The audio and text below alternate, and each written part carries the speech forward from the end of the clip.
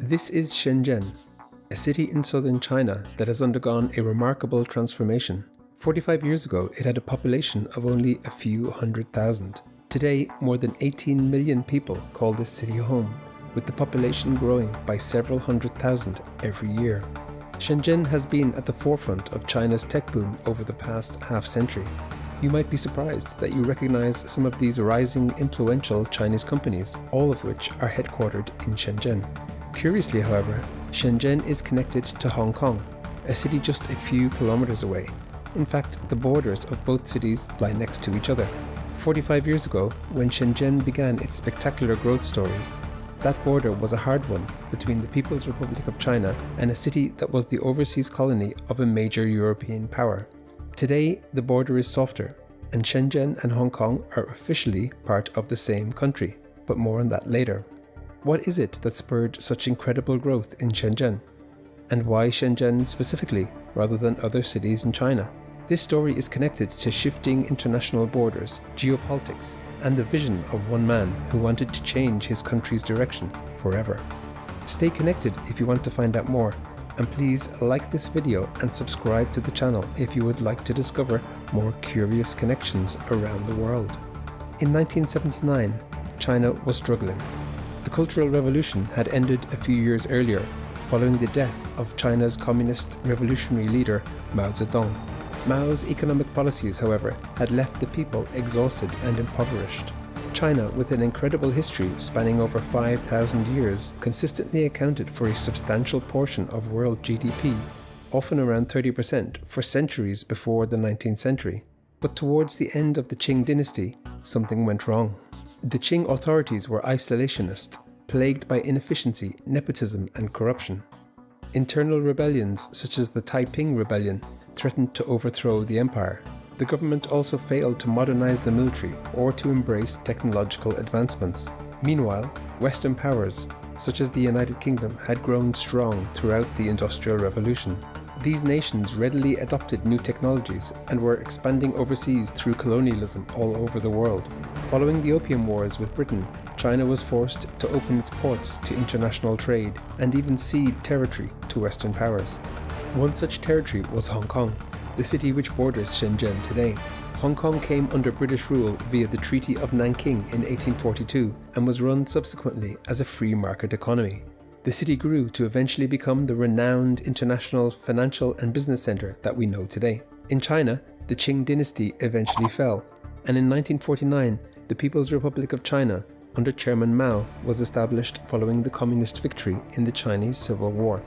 Fast forward to 1979, however, and the contrast between Hong Kong's wealth and the situation in mainland China was stark. Something had to change. It was at this time that a new leader emerged in China, Deng Xiaoping. Following the death of Mao, Deng became the paramount leader of the People's Republic of China. He sought to open China up to the world and pursue market-oriented economic reforms with the goal of improving the livelihood of ordinary Chinese citizens. This marked a significant departure from the policies of China's government under Mao. One key policy of Deng's was the development of special economic zones, or SEZs, around China. These areas would have more flexible economic policies and greater autonomy to experiment with market-oriented reforms. 4 special economic zones were initially created: Shantou, Zhuhai, Xiamen, and Shenzhen. These zones aimed to attract foreign investment, promote export-oriented industries, pilot economic reforms, and boost regional development. The SEZs were very successful in achieving these aims. In fact, the model was so successful that other SEZs were subsequently established in other locations around China, such as Hainan, Shanghai, and Tianjin. The SEZs are widely seen as having played a crucial role in China's economic transformation and emergence as a global economic powerhouse. However, not all SEZs performed equally, and none performed quite like Shenzhen. Investors from around the world were drawn to Shenzhen's favorable economic policies, including tax incentives, flexible labor markets, and streamlined business practices. Shenzhen became a key manufacturing base for Hong Kong businesses in particular, taking advantage of the cheaper labor and land costs on the mainland. Shenzhen's proximity to Hong Kong was crucial. Hong Kong's established financial systems, legal framework, and global networks provided Shenzhen with the necessary resources and expertise to flourish. The two cities developed an economically symbiotic relationship, with their complementary strengths driving shared growth and innovation in the region. In fact, Shenzhen's growth rates were almost consistently double-digit, averaging about 20% for decades, and even surpassing 30% in 1988. Then, in 1997, Hong Kong returned to China. Margaret Thatcher negotiated the return of the territory to China with Deng Xiaoping after more than 150 years of British control. But there was a problem. How could capitalist Hong Kong suddenly return to socialist China?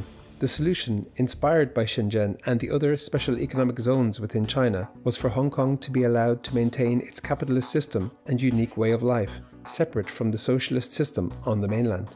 Hong Kong became a special administrative region within the People's Republic of China. This was called the One Country, Two Systems framework. It was the brainchild of Deng Xiaoping's pragmatic thinking and was seen as an innovative solution to a complicated and thorny issue. In fact, Deng made a statement to the Hong Kong negotiating delegation in 1984 that would prove to be quite foreboding for future generations.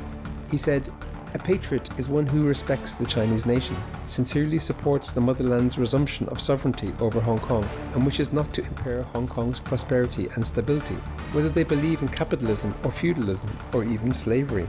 Deng recognized that preserving Hong Kong's unique identity and economic system was important, but only as long as it aligned with China's interests. Shenzhen continued to grow at a phenomenal rate, and Hong Kong also thrived under the new system, at least economically. Politically, things were more complicated. Globally, geopolitics was changing. A new leader emerged in China, and over time, tensions increased between the world's two new superpowers. Concerns in Hong Kong grew that Beijing was undermining the territory's autonomy. Hong Kongers also felt that their unique identity and way of life were being threatened by increased economic and social integration with the mainland. Mass protests erupted on the streets of Hong Kong in 2014 and more seriously in 2019, when up to 2 million Hong Kongers took to the streets to protest against the government. This was perceived by China as a challenge to its sovereignty over the territory, and the authorities in Beijing responded by imposing a national security law on Hong Kong in 2020. Further legislation was passed by the Hong Kong government in 2024. Patriotism and loyalty to China were emphasized in this legislation, echoing back to Deng's words in 1984. Amidst this political backdrop, Shenzhen continued its meteoric rise.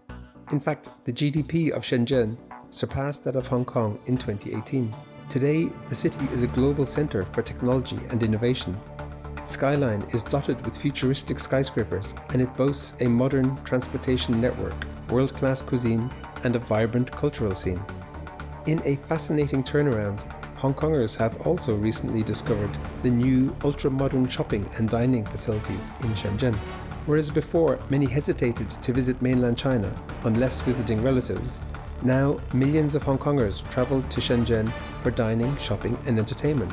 Prices are lower, service is perceived as better, and there are new, innovative and interesting options that don't necessarily exist over the border. The newly developed areas of Nanshan and Futian feature world-class architecture and state-of-the-art transportation systems. New shopping malls have popped up, offering a new and refreshing shopping experience to Hong Kongers who visit from over the border. There are even beaches and mountain trails to explore.